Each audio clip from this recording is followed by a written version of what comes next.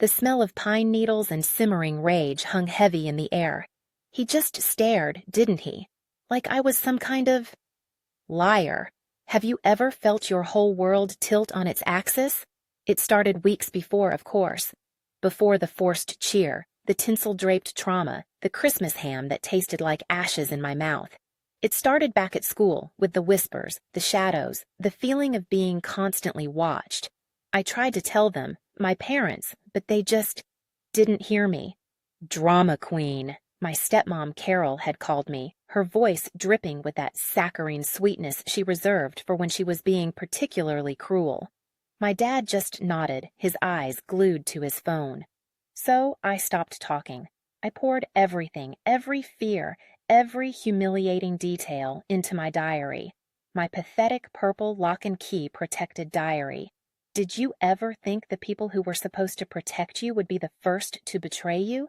The snow was falling in thick, lazy flakes outside, painting the world in shades of white and gray. Inside, the fire roared, trying to ward off the chill that had settled deep in my bones. Carol was bustling around the kitchen, humming carols off-key. My dad was watching some inane football game, a beer in his hand, oblivious as always.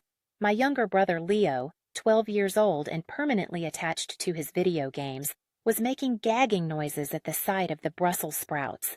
It was a picture-perfect Christmas, the kind you see in movies, except, of course, for the gaping hole in my heart. I tried to smile, to participate in the forced festivities, but it was hard. Every laugh felt hollow, every conversation strained. I kept replaying the events of the past few months in my head, the ones I'd painstakingly documented in that diary. Each entry a small piece of me laid bare on the page.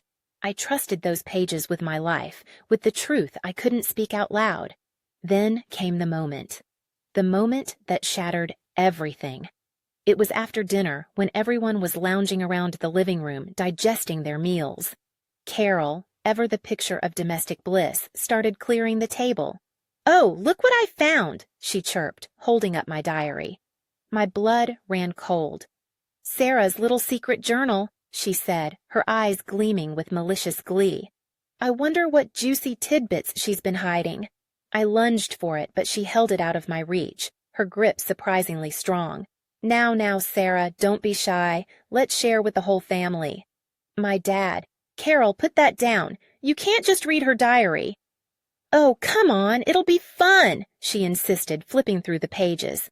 "Besides, I'm sure it's just filled with teenage angst and boy crushes." She stopped at a random page, a page I remembered writing just a few weeks after. It happened. My throat closed up. I couldn't breathe. "Let's see," she began, her voice dripping with sarcasm. "I feel so dirty, so ashamed. I can't tell anyone what happened. They won't believe me. They'll think I'm making it up for attention." She paused, looking directly at me, a cruel smile playing on her lips.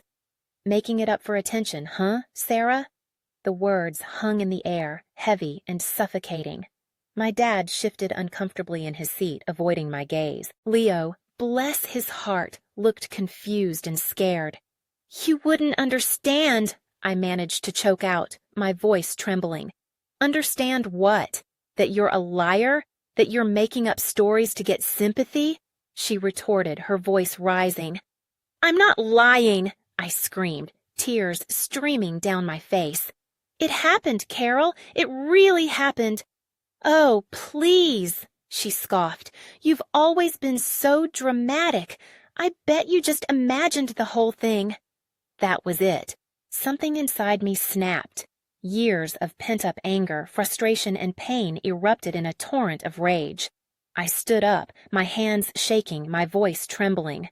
"You have no idea what I've been through," I said, my voice barely a whisper. "You have no right to judge me.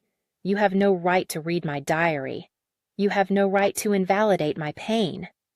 "Oh, honey, I'm just trying to help you," she said, her voice dripping with false concern. "I'm just saying, sometimes teenagers exaggerate things." "Exaggerate?" I repeated, my voice rising again. "Is that what you think? That I'm exaggerating being cornered in the school hallway? That I'm exaggerating the fear, the shame, the feeling of being violated? My dad. Sarah, that's enough. Don't talk to your stepmother like that. Don't talk to her like that? I echoed, my voice incredulous. She just read my diary aloud, Dad. She just accused me of lying about being assaulted. And you're telling me not to talk to her like that? He looked at me, his eyes filled with a mixture of anger and discomfort. I just don't want any drama at Christmas, he mumbled, avoiding my gaze. Drama? I screamed. This isn't drama, Dad. This is my life. This is my pain. And you're choosing her over me? I turned to Carol, my eyes filled with hatred. You know what? I'm done. I'm done trying to be the good daughter. I'm done trying to please everyone. I'm done protecting your fragile egos. I grabbed my coat and stormed out of the house, leaving them all staring after me in stunned silence. The snow was falling harder now, blurring the world into a hazy white. I didn't know where I was going, but I knew I couldn't stay there, not for another minute. What would you do if you were me? Where would you go? I ended up at the old, ruined castle on the edge of town. It was a place I often went when I needed to escape, a place where I could be alone with my thoughts. The crimson sunset painted the snow-covered stones in shades of red and orange, creating a surreal and beautiful scene. It felt like the end of the world, and maybe, in a way, it was. I sat on a cold stone bench, watching the sun sink below the horizon. The wind howled around me, carrying with it the echoes of the past. I thought about my life, about everything that had led me to this moment. The betrayal, the pain, the loneliness. It all felt so overwhelming. But then, something shifted inside me, a spark of defiance, a flicker of hope. I realized that I didn't have to let them define me. I didn't have to let their words control me. I could choose my own path. I pulled out my phone and started typing. I wrote about what had happened, about the assault, about Carol reading my diary, about my dad's indifference. I wrote it all down, pouring my heart and soul into every word. When I was finished, I posted it online. I knew it was a risky move. I knew it would cause a scandal, but I didn't care. I was done hiding. I was done being silent. I was done letting them control me. The reaction was immediate. Messages of support flooded in from friends, strangers, even some of my classmates who had previously ignored me. People shared their own stories of trauma and betrayal. I realized I wasn't alone. My parents, of course, were furious. My dad called me, his voice shaking with rage. "What have you done?" he screamed. "You've ruined everything." "No, Dad," I said, my voice surprisingly calm. "I haven't ruined everything. I've just started to tell the truth." Carol, predictably, played the victim. She posted a tearful video online claiming that I was lying, that she was just trying to help me, but no one believed her. The truth had a way of coming out eventually. The school launched an investigation into the assault. My dad, he even apologized to me, a real apology, not the half-hearted, insincere ones he usually gave. Carol, however, refused to admit any wrongdoing. She dug her heels in, insisting that she had done nothing wrong. Eventually, my dad gave her an ultimatum: apologize to me and get therapy, or leave. She chose to leave. It wasn't easy. It was messy, painful, and exhausting, but it was also liberating. I was no longer a victim. I was a survivor. I started going to therapy where I learned to process my trauma and heal my wounds. I also started volunteering at a local women's shelter, helping other survivors find their voices. One day, I received a letter from a young girl who had read my story online. She wrote that my courage had inspired her to speak out about her own abuse. That letter meant more to me than anything. It had been almost a year since that fateful Christmas dinner. I was sitting on the same stone bench at the ruined castle, watching the sunset. The sky was a riot of colors, a testament to the beauty that can be found even in the darkest of times. I thought about Carol, about my dad, about everything that had happened. I could have chosen to seek revenge, to make their lives miserable.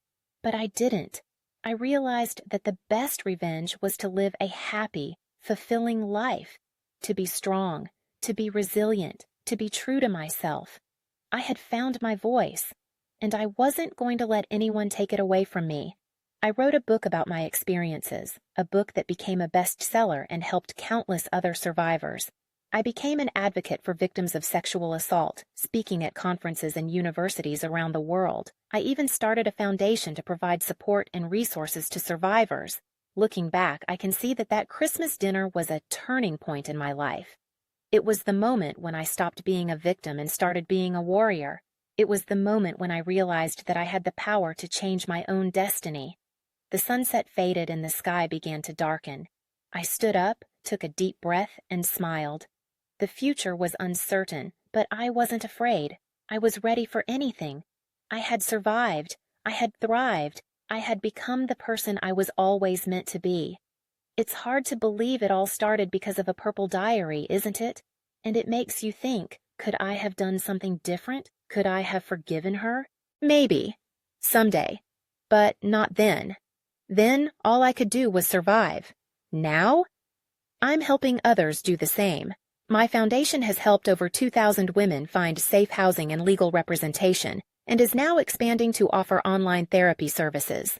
We also run a mentorship program connecting survivors with professionals in their fields. It's amazing how something so awful could transform into something so powerful and good. And to think, it all started with a stolen diary and a Christmas dinner from hell. So, what would you do if you were me? What would you choose, revenge or forgiveness? Write what you would choose. Like and subscribe if you want to hear more stories. You know, sometimes I still dream about that night. Not the bad parts, surprisingly. Well, not only the bad parts. I dream about the snow, how it muffled the sound of everything, making the world feel quiet and still. I dream about the castle, its silhouette stark against the twilight sky. It felt like a sanctuary, a place where I could lick my wounds and figure out what to do. Do you ever have places like that? Places where you feel safe, even when everything else is falling apart? It's funny, isn't it? How the most beautiful things can sometimes grow out of the ugliest experiences, like a flower pushing its way through concrete. After I posted that first message, things went crazy, as I mentioned, with the media wanting interviews, and that first interview was a blur, honestly. I remember sitting under the harsh lights of the television studio, feeling like an imposter. Who was I to be sharing my story with the world? Was I just attention-seeking, like Carol had accused me of? I looked out and saw hundreds, then thousands of comments roll in. I felt a jolt, seeing how many girls felt the same. The interviewer, a woman with kind eyes and a gentle voice, asked me about the assault. It was hard to talk about, even now. The memory still felt raw, like an open wound.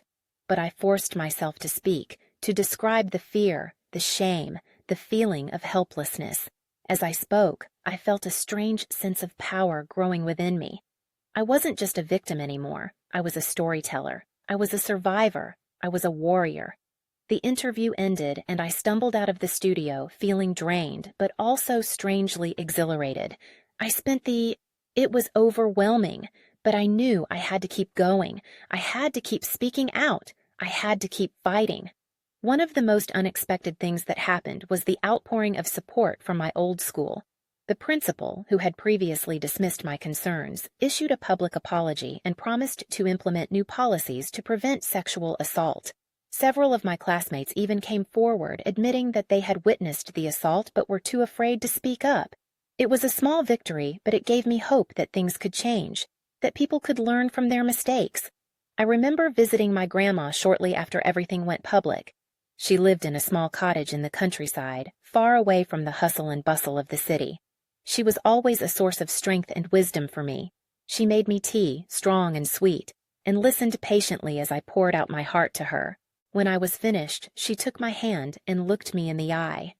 "You are a strong woman, Sarah," she said, her voice firm but gentle. "Don't let anyone ever tell you otherwise. You have the power to change the world." Her words gave me the courage to keep going, to keep fighting for what I believed in. I started working with a lawyer to explore my legal options. We decided to file a lawsuit against the school for negligence and against my attacker for assault. It was a long and arduous process, filled with depositions, court hearings, and endless paperwork. But I refused to give up. I was determined to get justice. During the trial, I had to face my attacker in court. It was one of the hardest things I've ever done. He sat there, expressionless, refusing to acknowledge the pain he had caused me. His lawyer tried to paint me as a liar, as a fame seeker, as a disturbed teenager. But I stood my ground. I told the truth, as best as I could. The jury believed me. They found him guilty of assault and awarded me a significant amount of damages. It wasn't just about the money, though. It was about accountability. It was about sending a message that sexual assault will not be tolerated. After the trial, I felt a sense of closure. I had. But I knew that my work was far from over. There were still so many other survivors who needed help. That's when I decided to start my foundation, to provide resources, support, and hope to those who had been through similar experiences. It started small, with just a handful of volunteers and a tiny office space, but it grew quickly, thanks to the generosity of donors and the dedication of our staff. We offer therapy, legal assistance, housing assistance, and job training to survivors of sexual assault. We also run a hotline and a crisis center. It's hard work, but it's incredibly rewarding. Knowing that I'm making a difference in someone's life makes all the pain and struggle worthwhile. Sometimes I wonder what would have happened if Carol hadn't read my diary that night. Would I have ever found my voice? Would I have ever become the person I am today? It's impossible to know, of course, but I do know that everything happens for a reason, and that even the most painful experiences can ultimately lead to something good. I even saw Leo again. He's studying law now, wanting to work in the same space as I do. We are reconnecting, but Dad is still, well, Dad. Carol? I heard she moved to Florida. I can't really bring myself to care. I'm now writing a second book. I'm still learning, still growing, still healing.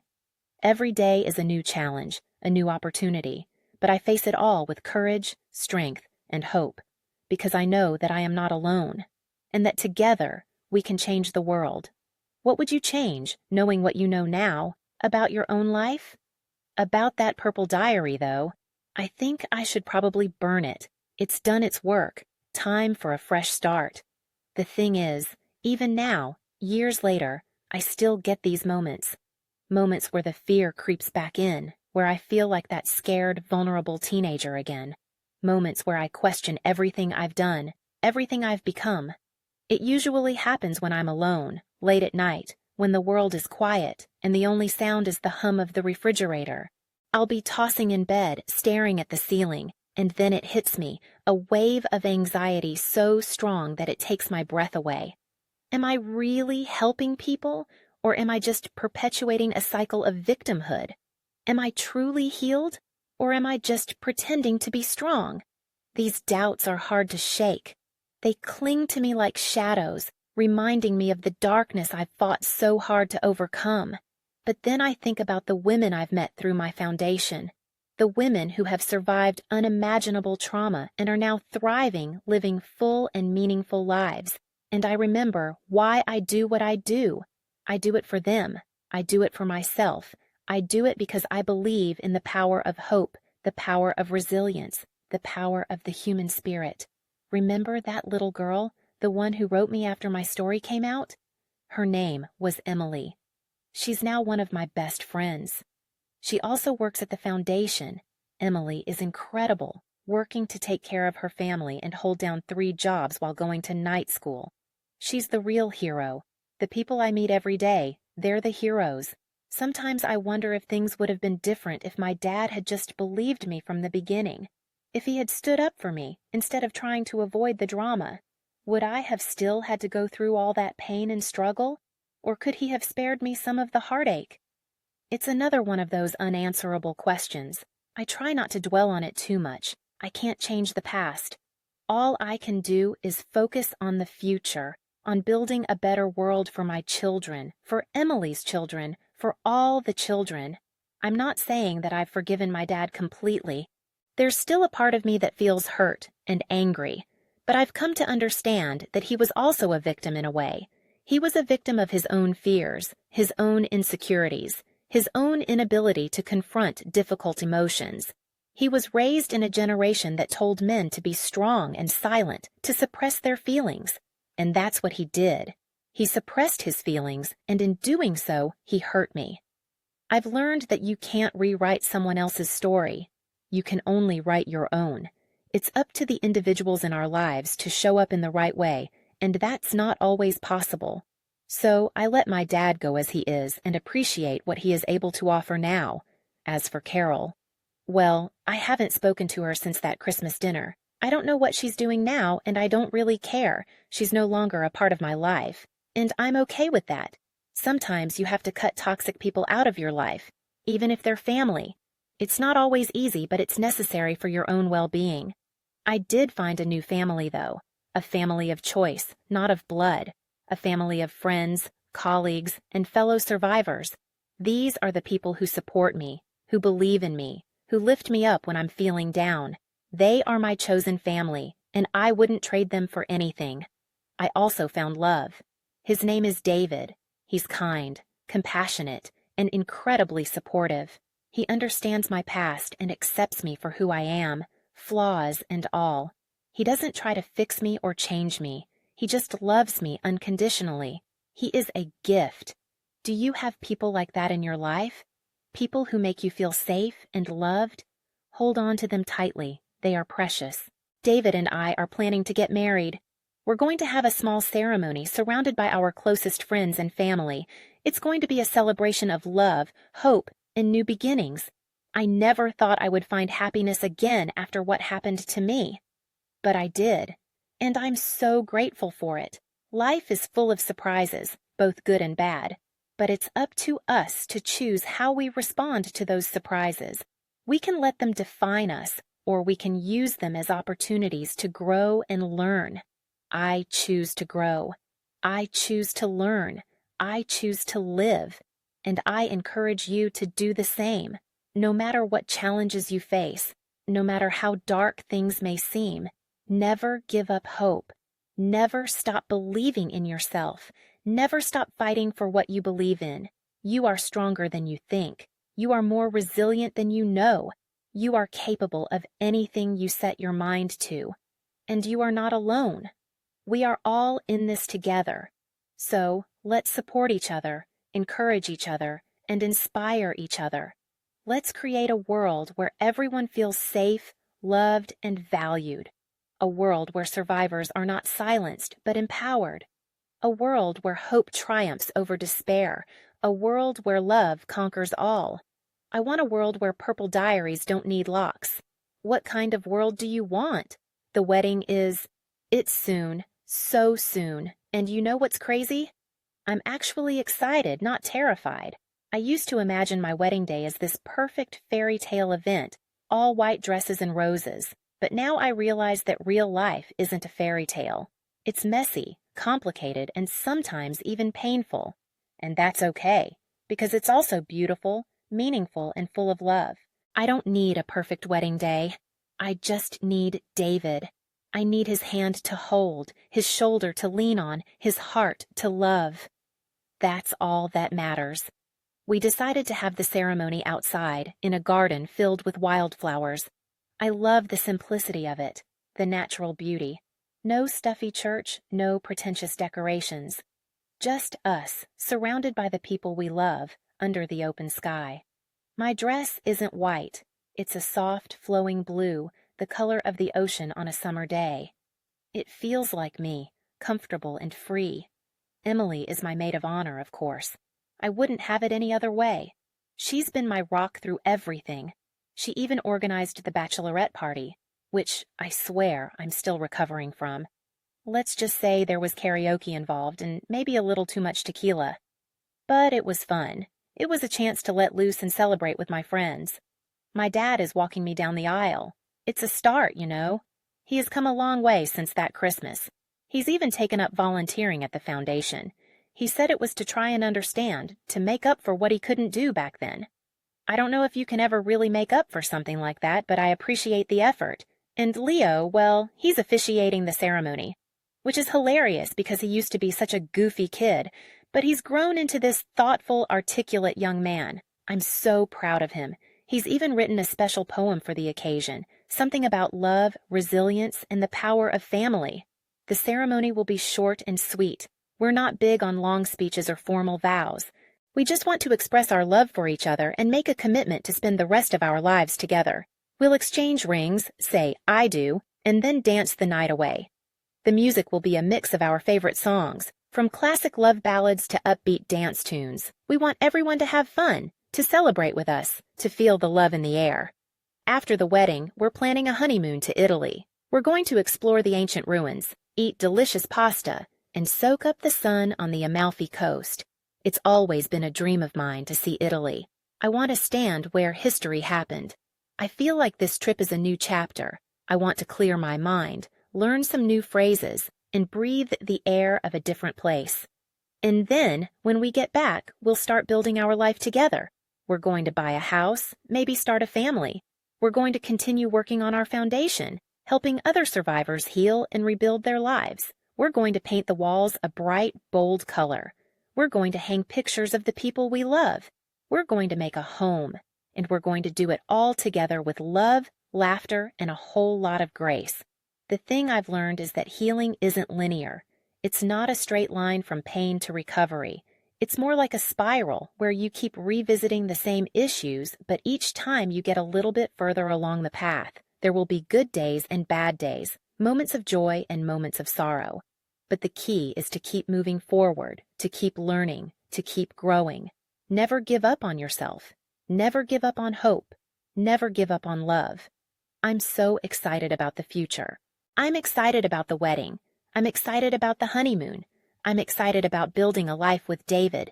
But most of all, I'm excited about continuing to make a difference in the world, to empower other survivors, to create a more just and compassionate society, and to show the world that even after the darkest of nights, the sun will always rise again. The day of the wedding, the sun was shining, the birds were singing, and the wildflowers were in full bloom. It was even more beautiful than I had imagined. As I walked down the aisle, I saw David standing at the end, his eyes filled with love and admiration. That was all that mattered. I took his hand and we began our journey together. It was simply perfect. What do you think makes a perfect day in your world? The end. That's what I would love to write, of course. The perfect ending. But is it really ever the end? Or are the endings just new beginnings disguised in fancy clothes? Italy was incredible. The food was divine, the art breathtaking, and the history palpable. We wandered through ancient ruins, hand in hand, imagining the lives of the people who had walked those same streets centuries ago. We ate gelato by the Trevi fountain, tossing coins over our shoulders, making wishes for the future. We visited the Vatican, marveling at the Sistine Chapel, and feeling a sense of awe and wonder. But even in the midst of all that beauty, I couldn't completely escape my past.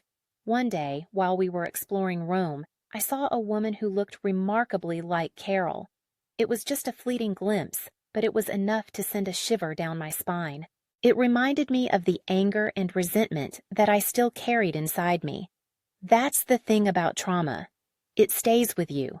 It can pop up at any time, in the most unexpected places. It's like a ghost that haunts you, whispering reminders of the pain you've endured. I didn't tell David about seeing the woman.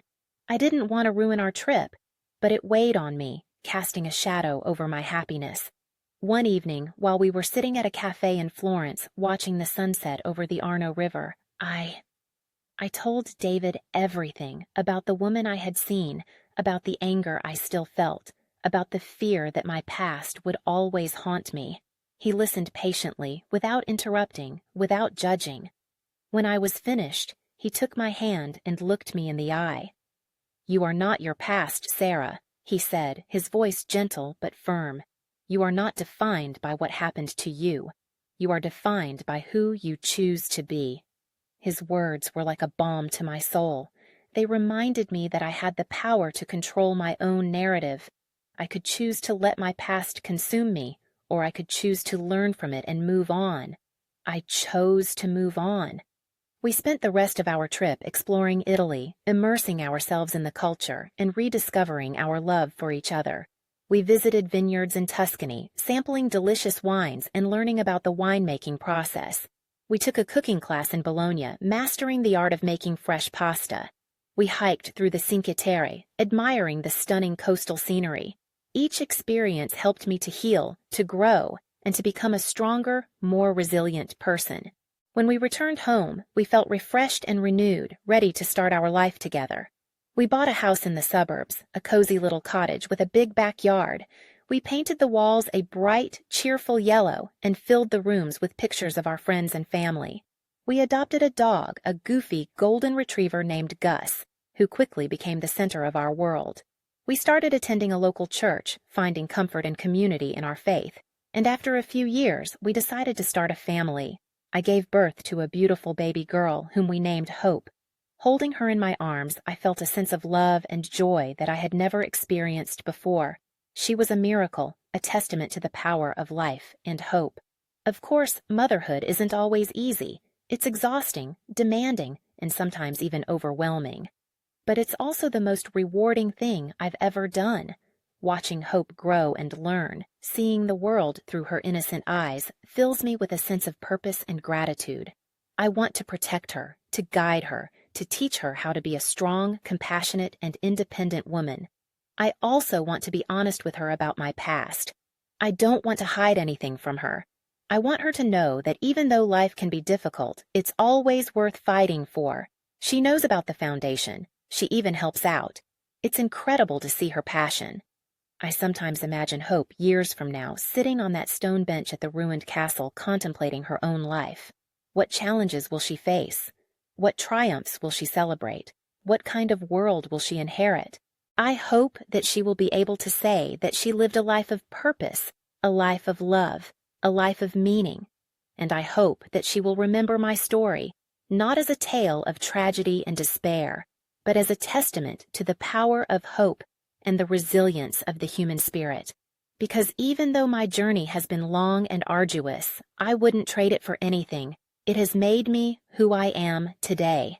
And I am grateful for every moment, every challenge, and every triumph.